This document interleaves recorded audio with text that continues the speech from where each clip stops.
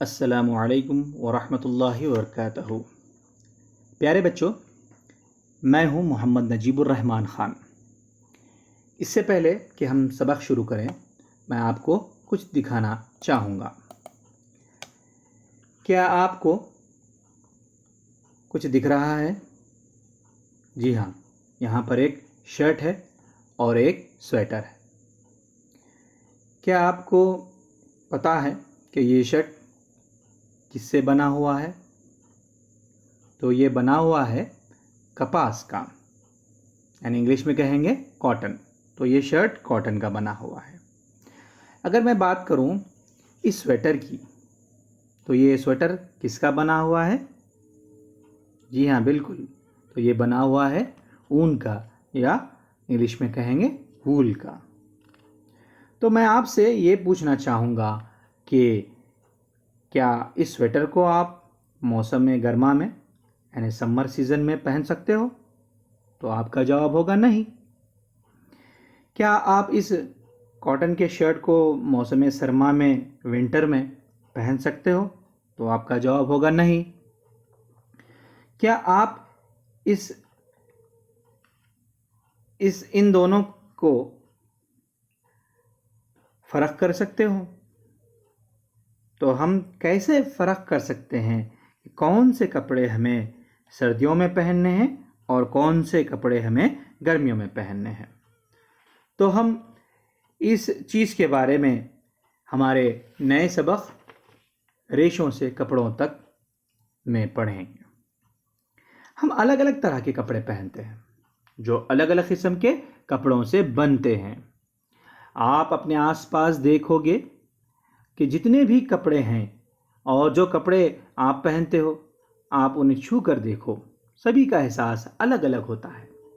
سب مختلف قسم کے ہوتے ہیں اور ان کا احساس بھی مختلف قسم کا ہوتا ہے۔ ایسے ہی اگر ہم بات کرتے ہیں اس سبق میں، آپ یہ پڑھیں گے کہ کپڑا کیسے بنایا جاتا ہے۔ ریشوں سے کپڑا بنتا ہے تو ریشے کہاں سے ملتے ہیں۔ تو ہم اس سبق میں آگے جو چیزیں پڑھنے جا رہے ہیں وہ ہیں، سب سے پہلے ہم بات کریں گے کپڑوں کی اقسام کی، کتنے طریقے کا جو ہے کپڑا وہ موجود ہے۔ پھر ہم بات کریں گے ریشہ ہوتا کیا ہے۔ پھر کچھ ریشے پودے مہیا کرتے ہیں اور کچھ جانور مہیا کرتے ہیں، تو ہم ان کو تفصیل میں پڑھیں گے کہ پودوں سے ہمیں ریشے کیسے ملتے ہیں اور جانوروں سے ہمیں ریشے کیسے ملتے ہیں۔ اس کے بعد ہمیں ریشے ملنے کے بعد ہمیں کیا بنانا ہوتا ہے؟ دھاگا۔ تو جب ہم ریشوں کو گھماتے ہیں تو ہمیں دھاگا ملتا ہے۔ تو ہم دیکھیں گے کہ کپاس کا دھاگا کس طرح سے ملتا ہے۔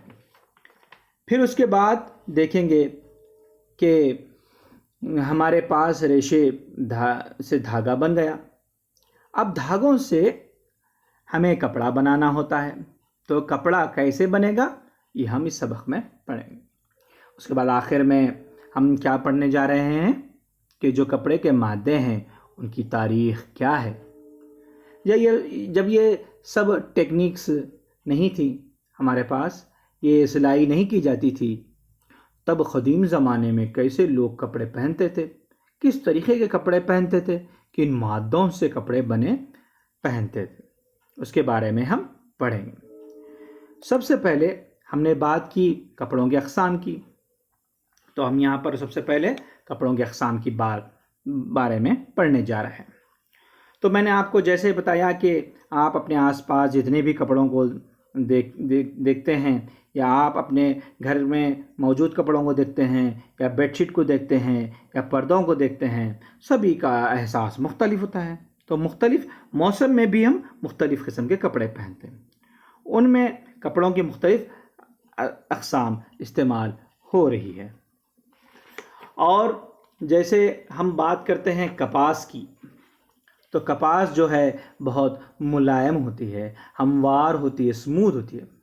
جب ہم اسے چھوتے ہیں تو ہمیں ایک طرح کا ملائم نرم احساس ہوتا ہے۔ اسے ہم زیادہ کس موسم میں پہنتے ہیں؟ جی ہاں، بالکل، اسے ہم موسم گرما میں پہنتے ہیں۔ اگر ہم بات کریں ریشم کی، تو یہ بہت چمکدار ہوتا ہے، जब भी हम किसी दावत या तकरीब में जाते हैं तो हम देखते हैं कि बहुत सी ड्रेसेस जो रेशम से बनी हैं और चमक रही होती हैं। अगर हम बात करें तालीफ़ी यानी सिंथेटिक कपड़े की, ये जो है हमें कीमियाई अशिया केमिकल से के ज़रिए से हासिल होता है। अगर हम बात करें ऊन की, तो हम इसे कब पहनते हैं? हम इसे पहनते हैं मौसम सरमा में। जब भी आप अपने सरमा के कपड़ों को छू कर देखोगे तो आपको पता चलेगा कि वो ऊन से बने हुए हैं, और जब भी आप अपने गर्मा के कपड़ों को छू कर देखोगे तो पता चलेगा कि वो कपास से बने हैं। ऐसे ही हम बात करते हैं मौसम सरमा के कपड़ों की। जैसे पहले मैंने आपको स्वेटर के दिखाया, तो ये स्वेटर है, ये स्कार्फ है, ये दस्ताने हैं, ये टोपी है और ये मौजे हैं। क्या हम उन्हें गर्मियों में पहन सकते हैं? नहीं ना, क्योंकि ये किसके बने हुए हैं? ऊन के बने हुए हैं। उसी तरह से वैसे ही अगर हम गर्मा के कपड़ों पर नज़र डालें तो आप देख सकते हैं कि हम इन्हें सरमा में पहन सकते हैं? नहीं ना, क्योंकि ये किसके बने हुए हैं? कपास के बने हैं। और कपास जो है हम ज़्यादातर कब इस्तेमाल करते हैं? जी हाँ, बिल्कुल, हम इसे गर्मा में इस्तेमाल करते हैं। अब तक हमने बात कर ली कि कपड़े जो हैं वो कितने किस्म के हैं और मुख्तलिफ़ मौसम में मुख्तलिफ़ किस्म के कपड़ों को तरजीह दी जाती है। अब हम कपड़े की तकबीरी शक्ल को देखेंगे। यहाँ पर आपके सामने एक कपड़े की कतरन है और इसकी तकबीरी शक्ल है।